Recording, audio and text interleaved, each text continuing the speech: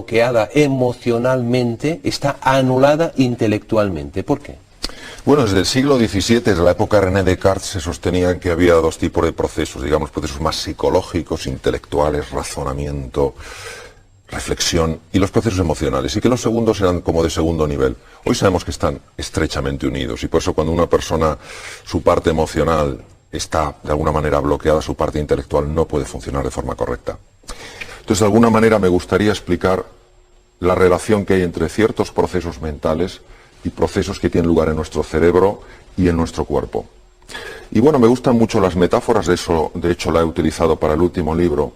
Es cuando el gusano se mete en esa estructura, en esa oscuridad, y parece que ahí, bueno, va a finalizar, entra en lo que se llaman las enzimas proteolíticas y de alguna manera, bueno, le destruyen, pues lejos de desaparecer, sencillamente se convierte en otro ser.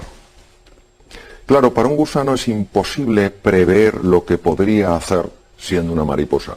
Son posibilidades que emergen también en nosotros, en los seres humanos, y que nos permiten lograr cosas que normalmente no logramos. Ha habido personas que se han acercado mucho a la estructura profunda de la personalidad, de la psique. Y digamos que una de ellas pues, podría ser Carl Gustav Jung. Él nació en Zúrich, nació en Suiza, durante tiempo fue un colaborador de Sigmund Freud, que era austriaco, y en algún momento digamos que Jung no se quedó tan conforme con la idea que tenía Freud de algunos puntos oscuros del ser humano, y empezó a indagar más. No es que lo que vayamos a ver aquí sean teorías de Carl Gustav Jung, pero sí se aproximan a algo que es el concepto moderno de cómo funciona la mente humana. Me gustaría mucho explicarle un concepto que procede de la física cuántica, se llama colapso de onda. Por ejemplo, si observamos esta estructura redonda, circular, vemos que es de color verde. Y decimos, bueno, es de color verde, es decir, el problema es un problema insoluble. Yo no puedo hacer nada, yo estoy en esta situación tremendamente dramática, no puedo llevar dinero a casa, hay gente que antes me llamaba, ahora como no parece que les puede ayudar, ya no me llaman, no soy nadie. Entonces, cuando uno ve el problema así, se siente absolutamente impotente. Yo lo que invitaría es a ver esto desde otro ángulo. ¿Cuál es ese ángulo? El color verde se puede dividir en dos colores, el azul y el amarillo. Pero cuando uno solo ve el color verde, no puede distinguir el azul y el amarillo, solo ve el verde. ¿A qué correspondería el color azul? El color azul correspondería al problema real. Es decir, una persona que se queda sin trabajo es un problema real. No podemos pensar, no, esta es una situación psicológica. No, es un problema real, serio, y hay que verdaderamente entender el sufrimiento, el dolor de una persona que está pasando por esta situación. No se puede empequeñecer y decir, bueno, esto es una cosa que pienses en positivo, de que veas el aspecto. No, es un problema real. Ahora, frente a ese problema real, añadimos algo, que es muchas veces nuestra sensación de impotencia. Es decir, frente al color azul añadimos el color amarillo. Nos sentimos como insectos, como hormigas. Y eso configura esa nueva estructura que es de color verde. El problema real, si no eliminamos nuestra sensación de impotencia, se convertirá en un problema insoluble. Si conseguimos eliminar nuestra sensación de impotencia, se convertirá en un gran desafío, pero no es un problema insoluble. Todo lo que vamos a ver aquí tiene que ver con eso, cómo convertir esta sensación de impotencia en una sensación de acuerdo, el problema es real, el problema existe, es importante. Yo tengo estatura suficiente para hacerle frente. Yo puedo, yo soy capaz. ¿Hay realmente una base científica que sostenga esto? ¿O es solamente una idea más o menos agradable, más o menos ilusionante de que yo puedo, pero en el fondo no me lo creo? Por eso vamos a ver que sí que existe una base científica sólida para que realmente creamos en nosotros y en nuestro potencial para convertir problemas insolubles en desafíos. Algunas de las cosas que decía Darwin son muy interesantes. Y una era esta, no es la especie más fuerte la que sobrevive. A veces pensamos que en las situaciones de crisis, pues es la persona a la que vemos como referente. No, ya hemos visto enormes empresas que se han desplomado. Es la persona, la empresa, la sociedad que mejor se adapta. Fijémonos este lagarto, a saber lo que ocurrió en aquella época de la historia, donde hubo un proceso de crisis, una situación complejísima. Este animal, en lugar de desesperanzarse, algo hizo y se reinventó y consigue a una velocidad sorprendente andar sobre el agua. Aprovecha la tensión superficial del agua, la forma de sus patas y va corriendo. Algo insospechado. ¿Qué pasa en un ser humano cuando hace frente a la incertidumbre? Por ejemplo, esta es una fotografía del desierto de Arizona.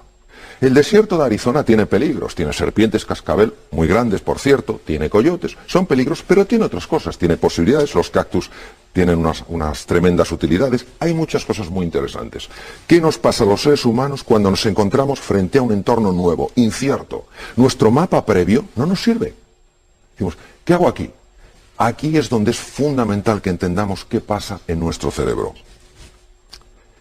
Cuando un ser humano entra en la incertidumbre, la naturaleza le ha hecho un regalo. ¿En qué consiste ese regalo? Consiste en 4 cosas. Primero, aumenta su espíritu explorador. ¿Para qué? Para ir investigando la nueva Tierra, si no, ¿cómo la va a conocer? En segundo lugar, aumenta su capacidad de atención. Si hay 100 datos de la realidad y normalmente captamos 4, empezamos a captar 40. Aumenta la capacidad de aprendizaje. ¿Por qué? Porque la nueva Tierra tenemos que cometer pocos errores. Y si cometemos errores, que los vamos a cometer, aprender rápidamente de ellos. Y aumenta la creatividad. Esto es debido a un cambio drástico en el funcionamiento cerebral. Es decir, el ser humano está dotado ante las situaciones de crisis, incertidumbre y cambio para sacar a flote un tesoro oculto. De hecho, esto no es novedoso. Nosotros procedemos de un ser pequeño, de pocas capacidades aparentemente, que apareció hace 2,5 millones de años en el este de África, se enfrentó a una época de sequía tremenda y fue evolucionando, se adaptó. Hace 1 millón de años, imaginemos el coraje y la audacia de estas personas. Cogieron troncos y llegaron desde el este de África hasta Australia, Java, China. Espectacular. Es decir, el ser humano se ha estado adaptando continuamente a lo largo de su historia a procesos de crisis, a procesos de cambio profundo. ¿Qué ocurre? ¿Qué ocurre en su cerebro? ¿De dónde sale este tesoro, esa fuerza para adaptarse?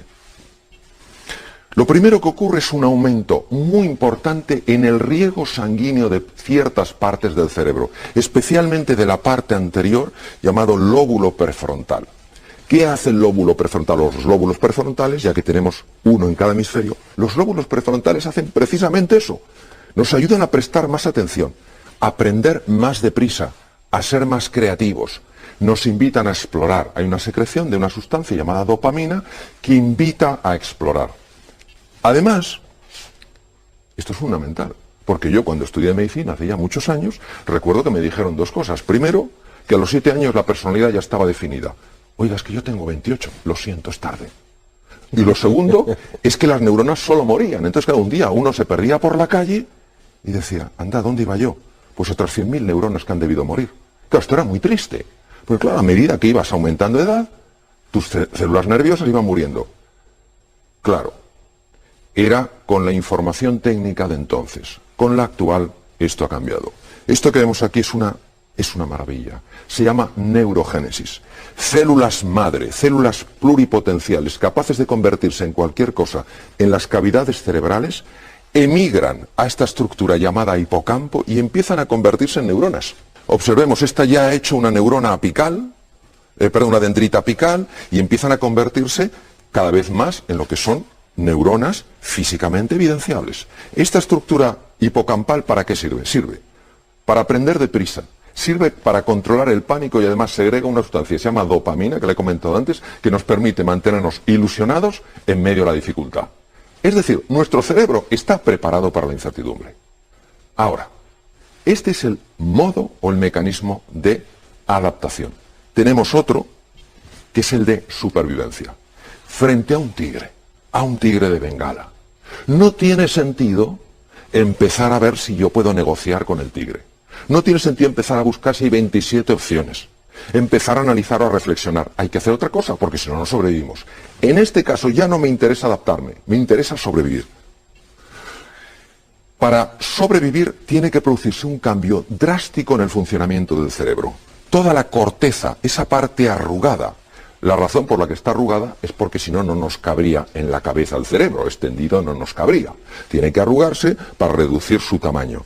Esa parte tan importante en el análisis, en la toma de decisiones, en la creatividad, no tiene sentido en la defensa contra un depredador.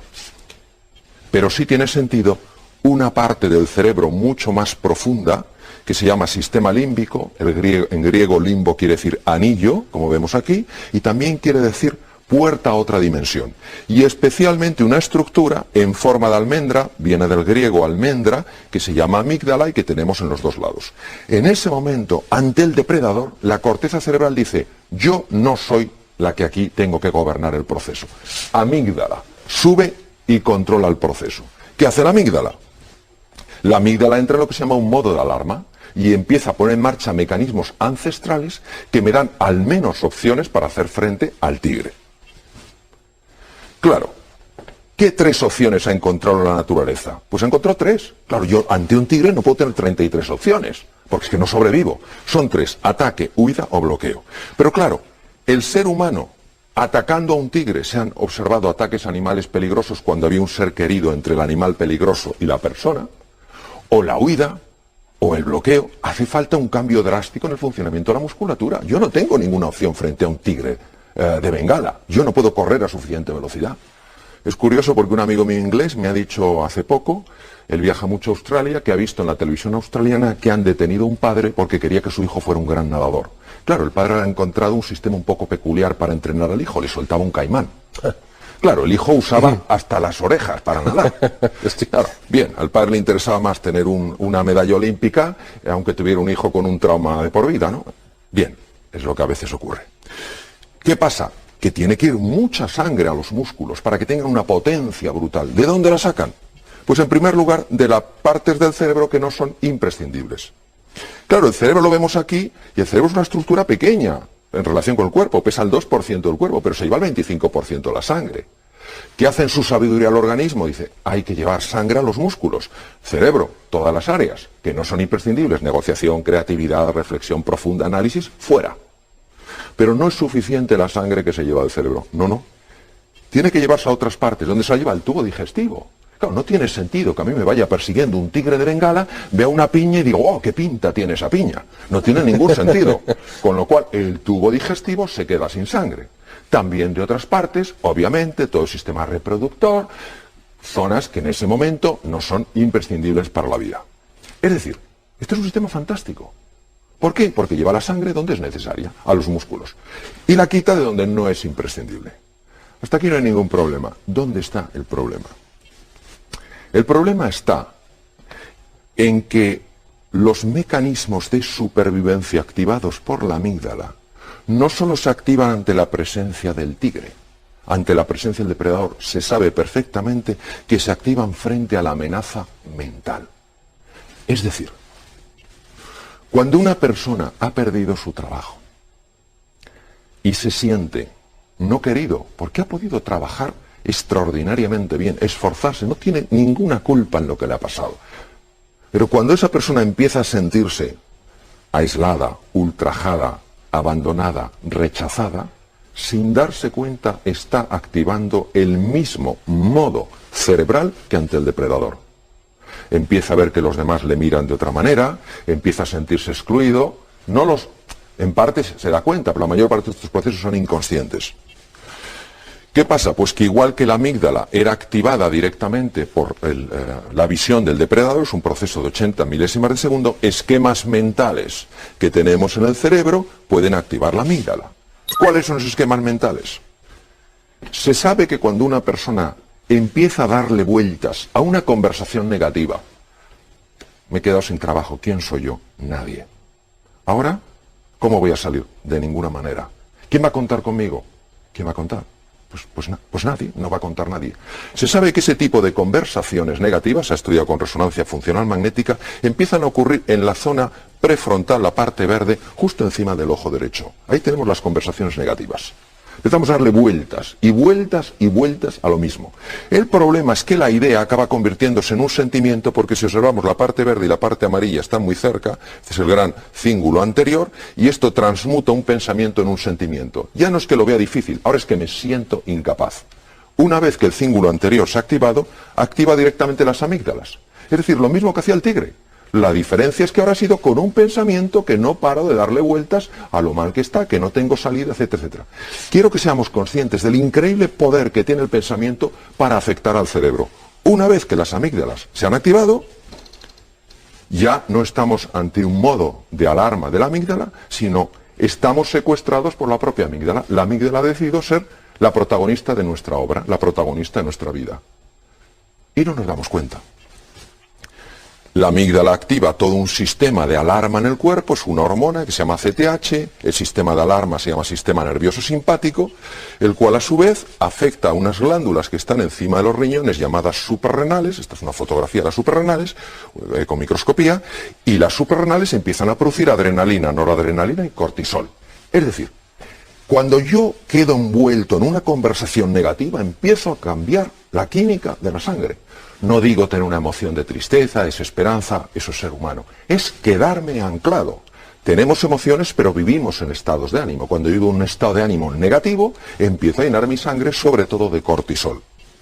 ¿Cuál es el efecto? Pues lo que hemos visto. Nuestro cerebro entra en modo de ataque, huida o bloqueo. Me vuelvo irritable, me ofrece una posibilidad de trabajo y digo, no, eso seguro que no es para mí, no quiero hablar con nadie. Es decir, es como si metiéramos nuestro cerebro en un bote de conservas. ¿Para qué digo esto? Lo digo para que seamos muy cautos con lo que nos estamos diciendo a nosotros mismos. Ya es suficientemente complejo el mundo exterior para que nosotros lo hagamos más complejo. También me interesa decir que se sabe que la activación mantenida del sistema de alarma hace que el tubo digestivo funcione particularmente mal.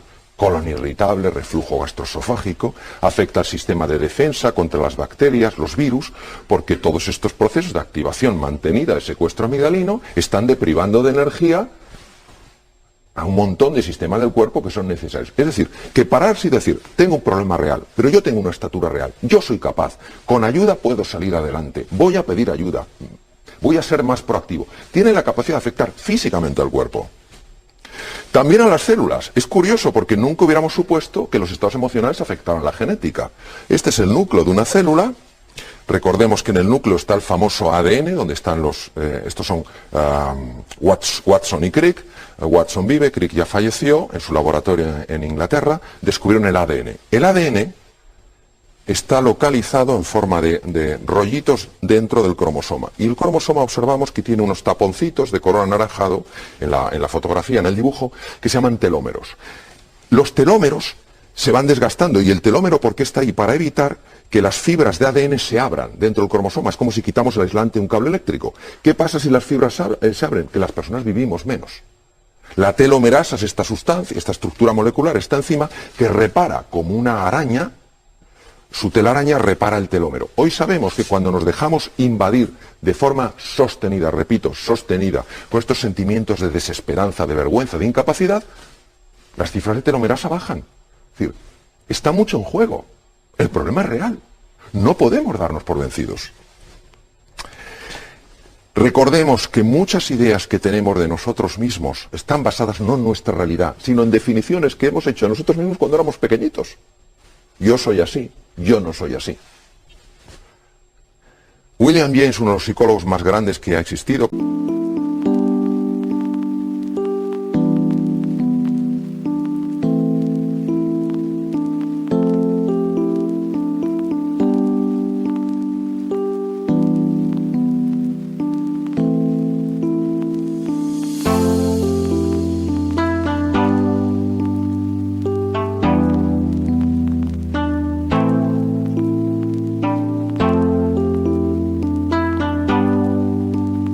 catedrático de la Universidad de Harvard, murió en 1910.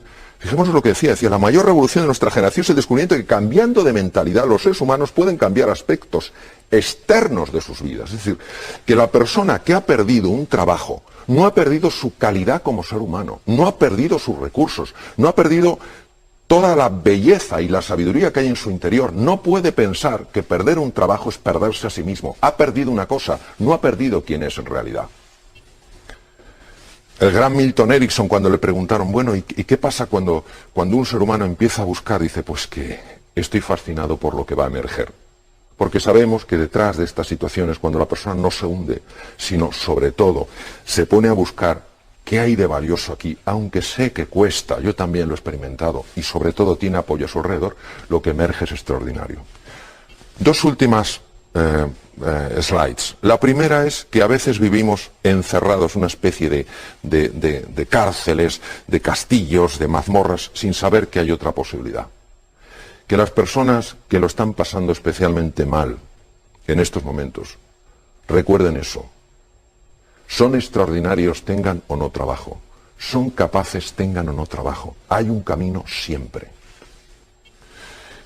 Y finalmente, esta para recordar que el ser humano libre no es aquel que actúa de acuerdo a sus emociones, es aquel que decide actuar de una manera como él lo ha elegido, independientemente de cómo se sienta. Para mí eso es la libertad. El segundo punto que me gustaría enfatizar es hasta qué punto el ejercicio físico es importante. Hay una conexión enorme entre la práctica de ejercicio físico y el estado emocional de una persona. Se debe fundamentalmente a la liberación de una hormona llamada oxitocina. La oxitocina desconecta la amígdala a nivel cerebral. Entonces la persona empieza a tomar nueva perspectiva. Las personas que están pasándolo mal, o cuando lo pasemos mal, que lo vamos a pasar mal, lo hemos pasado mal y lo pasaremos mal en momento de nuestra vida, sepamos que el ejercicio físico no es un lujo, es una necesidad. No hablo solo de apuntarse a un gimnasio, hablo de moverse más, de dar paseos. En la depresión, que es unas cosas en las que se puede caer cuando un estado de ánimo es muy limitante, en la depresión se ha observado un crecimiento de los hipocampos, recordemos esos centros que nos ayudan a aprender, a tener alegría, a controlar el pánico, cuando se hace ejercicio físico. Es decir, hay que salir a hacer ejercicio físico. Tercer tema, hay que enfocarse en lo que uno quiere, no en evitar lo que uno teme. No le den más vueltas a de quién es la culpa, a por qué esto es así, qué he hecho yo para merecer. No hay una respuesta para eso. Eso es como una persona que diagnostican un tumor maligno y dice, yo soy una buena persona, ¿por qué me pasa a mí? No ayuda nada esa pregunta, por sensata y razonable que sea. No ayuda. Entonces, si eso no ayuda, ¿qué ayuda? Dejar de enfocarse en el problema y empezar a enfocarse en la oportunidad. Tenemos una parte, una estructura cerebral llamada sistema reticular activador ascendente, que cuando a una persona le interesa algo, empiezan a abrirse posibilidades. Yo estoy convencido, es mi opinión, estoy convencido que esa persona que hemos visto en el vídeo descubrió ese anuncio o ese comentario en televisión porque su mente ya estaba buscando. Si no, habrían dicho el mismo comentario y habría sido incapaz de captarlo. Y luego voy a decir una cosa que puede resultar un poco sorprendente. A pesar de la dificultad, hay que buscar formas, métodos, caminos para reírse. No reírse de la situación, no reírse de uno mismo, sino reírse por un efecto químico. La risa libera beta-endorfina. La beta-endorfina también desconecta la amígdala. Es decir, lo que interesa sencillamente es que cojamos perspectiva. Porque envueltos en tanto residuo tóxico, si es que tenemos razón, pero no tenemos resultados. Entonces tenemos que elegir qué prefiero, tener razones y excusas o tener resultados. Claro, sería muy triste que al final en el epitafio de nuestra tumba apareciera: no tuvo grandes resultados en la vida, pero siempre tuvo razón en todo lo que hizo. Entonces, yo creo que tenemos un poco que entrenar nuestra atención, salir un poco de todo aquello que llena de toxicidad nuestras mentes, nuestras vidas, y empezar a enfocarnos en la solución. Porque hay siempre un camino, pero la mente tiene que buscarlo. Lo que el corazón quiere sentir, la mente se lo muestra. Vamos a hablar de lo que nos gustaría que pasara y vamos a ver de lo que muchas veces pasa. Nos gustaría que pasara que la persona que está necesitada de algo pidiera ayuda a sus seres queridos. Habitualmente esto no pasa. O pasa de una forma muy típica. Y a veces los que estamos alrededor, pues hacemos lo que se llama cumplimiento. Es decir, cumplo y miento. De alguna manera hago algo para salvar la cara. Bueno, parece que tiene algún problemilla. Oye, estoy aquí para lo que necesitas. ¿Necesitas algo? No, no necesito nada. Ya está, ya he cumplido. Eso no es real. La otra persona es perfectamente capaz de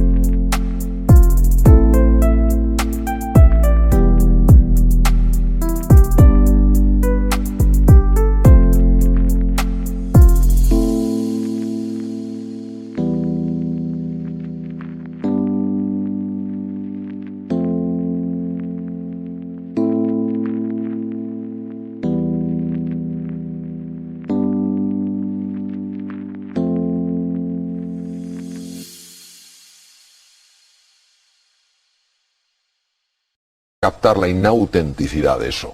Compartir destino es, yo estoy aquí para ayudarte de verdad. Tú tienes que ponerte en marcha, pero yo voy a ser un compañero contigo, es decir, voy a dejar a mi lado toda la inercia, toda la incomodidad, todas las veces que me dices no, cuando yo sé que sí necesitas ayuda, y voy a estar allí, porque es la autenticidad de la intención, la autenticidad del sentimiento, lo que hace que la otra persona diga, realmente esta persona me quiere ayudar. Es mágico. Parece mentira que cuando dos personas se encuentran emocionalmente, haya un cambio químico en la sangre.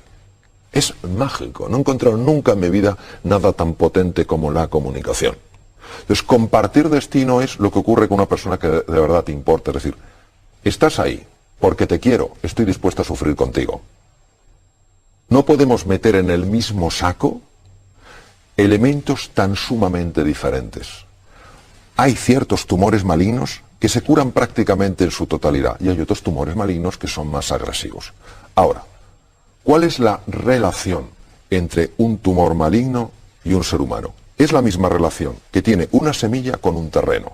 Hay semillas muy agresivas y hay terrenos muy agresivos con las semillas. ¿Verdaderamente la mentalidad de una persona puede cambiar el terreno? Bueno, yo comentaré algunos de los hallazgos que existen en el mundo de la ciencia. Los linfocitos asesinos llamados NK Natural Killer lo que hacen es localizar bacterias, virus y tumores y los destruyen. Son muy agresivos, de ahí el nombre de asesinos. Los linfocitos asesinos tienen un receptor para una molécula que se llama el cortisol. Cuando el cortisol está permanentemente fijo al receptor del linfocito NK, el linfocito NK funciona peor. Y hemos visto que cuando una persona cae en secuestro amigdalino, no para de estimular las glándulas suprarrenales y producen cortisol. Entonces, claro, la mentalidad negativa, establecida, de por qué a mí, por qué a mí, por qué, aunque tenga razón, lo que estás liberando en su sangre es una cantidad de cortisol que no le ayuda absolutamente para nada. Entonces, no es que por el hecho de tener una mentalidad positiva, un tumor maligno muy agresivo se vaya a destruir. Lo que sí que ocurre es que una mentalidad real positiva, que no es optimista. Positivo, la diferencia entre optimista y positivo, optimista es aquella persona que está convencido que va a salir bien. Positivo es el que está buscando lo mejor de lo que hay.